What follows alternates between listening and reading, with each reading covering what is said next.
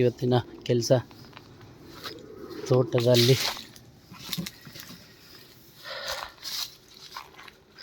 ಔಷಧಿ ಹೊಡೆಯುವಂಥ ಕೆಲಸ ತೋಟಕ್ಕೆ ಈಗ ತಾನೇ ಆಯಿತು, ಮುಗಿದಿದೆ. ಮಧ್ಯಾಹ್ನಕ್ಕೆ ಮುಗಿಸ್ಕೊಂಡು ಹೊರಟಿದ್ವಿ. ನೋಡಿ ಕಾಯಿ ಈ ರೀತಿಯಾಗಿ ಇದೆ. ಇದರಲ್ಲಿ ಹೂವು ಪಿಂದೆ ಎಲ್ಲ ಸ್ಟಾರ್ಟ್ ಆಗಿದೆ. ಇದು ಪಿಂದೆ ಈಗ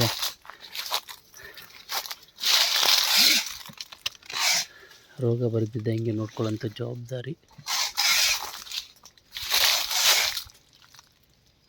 ಪಿಂದೆ ಆಗಿರುವಂಥದ್ದು, ಕಾಯಾಗಿರುವಂಥದ್ದು.